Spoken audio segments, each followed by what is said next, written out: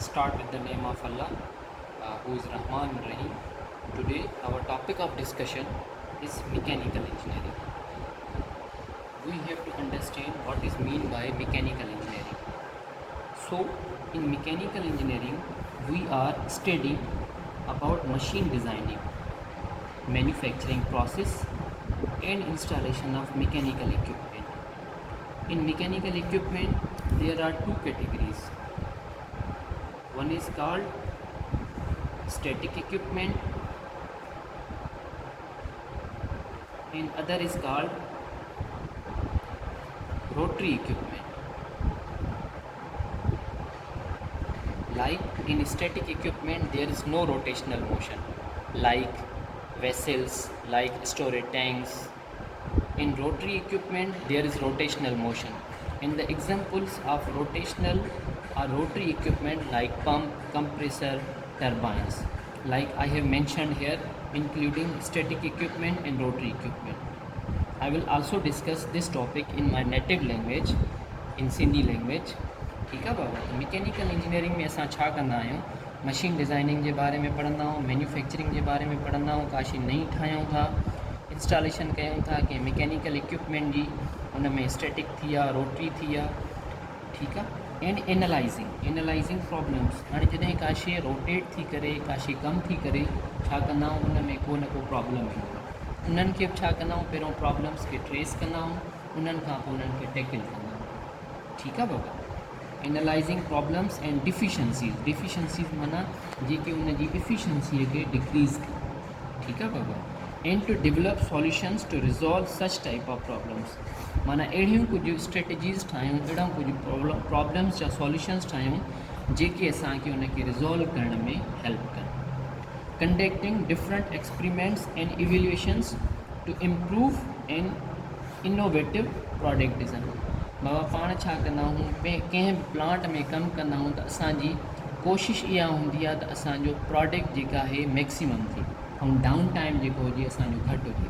Down time माना का शइ इक्विपमेंट बीठो आहे, माना उन ते कोई बि कमु कोन थो थिए त चवंदासीं असांजो छा में आहे, डाउन टाइम में आहे, या ॿियनि लफ़्ज़नि में चऊं त ब्रेक डाउन में. उन खां पोइ अञा हिन खे मूं वधीक डिस्कस कयो आहे. Mechanical engineering is also the study of different types of machines. Machine छा हूंदो आहे, anything which reduces human effort. उहा शइ जेका इंसान जो कमु घटाए उनखे छा चवंदा आहियूं, मशीन चवंदा आहियूं. देयर एसोसिएटेड प्रॉब्लम्स, उन्हनि में कहिड़ा कहिड़ा प्रॉब्लम्स अचनि था. There solutions to study different types of gears. Mechanical engineering में असां गियर्स जे बारे में पढ़ंदा आहियूं. हाणे गियर्स मुख़्तलिफ़ क़िस्मनि जा हूंदा आहिनि. स्पर गियर हूंदो आहे, हेलिकल गियर हूंदो आहे, वॉर्म गियर हूंदो आहे. ठीकु आहे, मुख़्तलिफ़ टाइप्स ऑफ गियर्स. ऐं गियर्स जो कमु छा हूंदो आहे, टू ट्रांसमिट द मोशन. ठीकु आहे, to transmit the motion from one point to another point. ठीकु आहे. To study different types of gears, transmission system, internal combustion engines. Internal combustion engines कहिड़ियूं आहिनि बाबा, जेके पाण यूज़ था कयूं, मोटर साइकिल आहे, मोटर कार आहे, इहे छा आहिनि, इंटरनल कंबशन इंजिन्स. इहे बि शइ में छा में थियूं अचनि, इहे असांजे मैकेनिकल डोमेन में थियूं अचनि. Different types of power plants and so on. माना पावर प्लांट में छा आहिनि, असांजा मैकेनिकल इक्विपमेंट लॻल आहिनि. कुझु स्टैटिक लॻल आहिनि जंहिंमें हीट एक्सचेंजर लॻल आहे, वेसल्स लॻल आहिनि.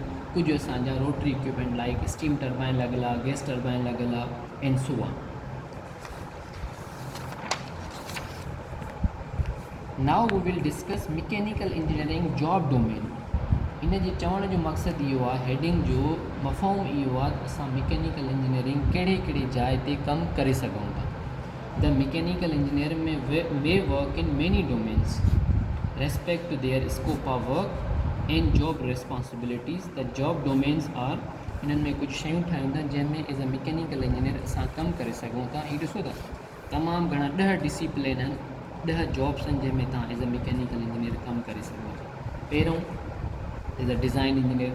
डिज़ाइन इंजीनियर कीअं, जॾहिं असां मैकेनिकल इंजीनियरिंग पढ़ंदा आहियूं त उन में असां ड्राइंग्स पढ़ंदा आहियूं, ऑटोकेड पढ़ंदा आहियूं, त उन में छा आहे, असांजी ड्राइंग कवर थी वञे. हाणे जॾहिं काशी मूंखे इक्विपमेंट ठाहिणो आहे, जॾहिं मूंखे डिज़ाइन न ईंदी त आउं कीअं ठाहे सघंदुसि. हिन जी करे असां डिज़ाइन इंजीनियर में वञी सघूं था. मेंटेनेंस इंजीनियर में वञी सघूं था, जीअं इक्विपमेंट जी प्रिवेंटिव मेंटेनेंस थींदी आहे, प्रिडिक्टिव मेंटेनेंस थींदी आहे. प्लानिंग में वञी सघो था तव्हां, जंहिंमें तव्हां सेफ सॉफ्टवेयर वग़ैरह यूज़ कंदा आहियो, त माना सुभाणे परीहं तंहिं परीहं कहिड़ी एक्टिविटी थी सघे थी। कंस्ट्रक्शन में वञी सघो था, को नओं प्लांट था तव्हां इरेक्शन कयो, एग्ज़ीक्यूट था कयो। प्रोजेक्ट इंजीनियर में तव्हां वञी सघो था, कंहिं बि एरिया ते तव्हां as a project engineer with respect to your mechanical domain तव्हां कमु करे सघो था। पाइपिंग इंजीनियर करे सघो था, इंजीनियर तव्हां कमु। हाणे ॾिसो बाबा, हिकिड़ो हूंदो आहे पाइपिंग, हिकिड़ो हूंदो आहे pipeline. The main difference between the piping and the pipeline is very similar but little bit different.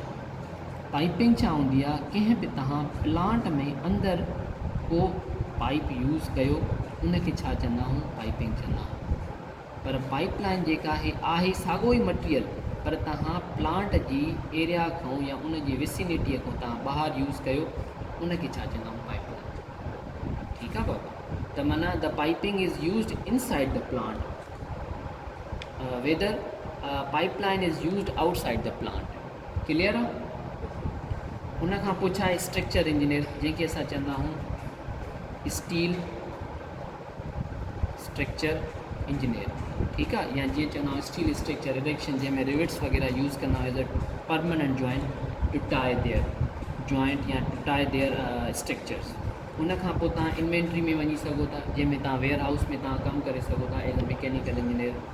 उन खां पोइ तव्हां इक्विपमेंट इंस्टॉलेशन इंजीनियर कमु करे सघो था, को स्टैटिक इक्विपमेंट आहे, को रोटरी इक्विपमेंट आहे।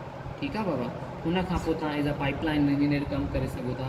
पाइपिंग ऐं पाइपलाइन तक़रीबन मिलंदड़ जुलंदड़ आहिनि, पर डोमेन अलॻि आहे। जीअं मूं तव्हांखे डायग्राम ठाहे ॾिनो, हिनखे आउं जेकॾहिं सिंपल में चवां त हीअ आहे असांजो प्लांट लेआउट।